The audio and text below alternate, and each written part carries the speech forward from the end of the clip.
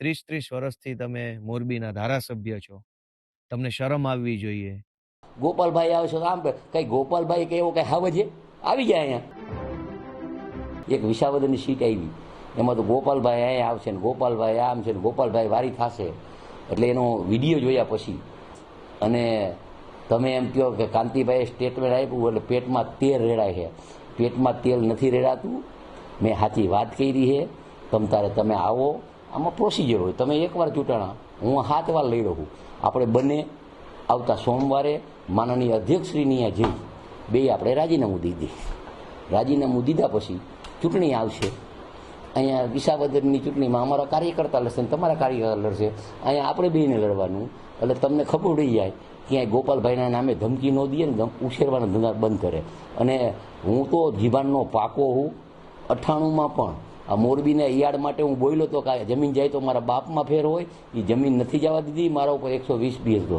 મને મોરબીના કાર્યકર્તા ઉપર વિશ્વાસ છે. તમે અહીંયા આવો, તમારા આમ આદમીના તમામ ભારતના નેતા આવે અને અહીંયા મોરબીના મારા ભારતીય જનતા પાર્ટીના કાર્યકર્તા, મતદારોનો વેપારી, અને આપણે બેને ચૂંટણી લડવાની છે. અને જો એમાં તમે પાછા ફેર્યા તો તમારા બાપમાં ફેર છે ને મારા બાપમાં ફેર છે. આવતા સોમવારે તમે આવો શંકરભાઈની આપણે બને રાજીનામું દઈ અને રાજીનામા દઈએ પછી ચૂંટણી આવે એટલે આપણે બેને લડવાનું. અને હું હારું તો તમને 2 કરોડ દેવાના. એમાં કંઈ ખોટી વાત નથી. મારી પેટમાં ગયા. પણ આ બધું બંધ કરો તમે. એક સીટ આવી વિસાવદરની, એમાં તો આખા ગુજરાતના કાર્યકર્તા ઉપાડો લીધો. ઉછાળવાના ધંધા, ઉશ્કેરવાના ધંધા, જેમ તેમ બોલવાના ધંધા. ગોપાલભાઈ આવે છે તો આમ કઈ ગોપાલભાઈ કે એવો કઈ હાવજે આવી જાય અહીંયા. ક્યાં હું ના પાડું. અને આવી જાઓ સોમવારે રાજીનામું દેવા. અને મારી તૈયારી છે. મોરબીની જનતા જાગૃત થઈ તો મોરબીના ધારાસભ્યના પેટમાં નકલી તેલ રેડાનું. અત્યાર સુધી જનતા અન્યાય, અત્યાચાર, શોષણ અને તાનાશાહી સહન કરી લેતી હતી તો કોઈને તકલીફ ન હતી. મોરબીના ધારાસભ્ય એવું કહે છે ભાજપના કે ગોપાલ ઇટાલિયામાં હિંમત હોય તો ચૂંટણી લડવા આવી જાય મારી સામે અને હું રાજીનામું પણ આપી દઈશ અને ગોપાલ ઇટાલિયાને 2 કરોડ રૂપિયા પણ ઇનામ પેટે આપીશ.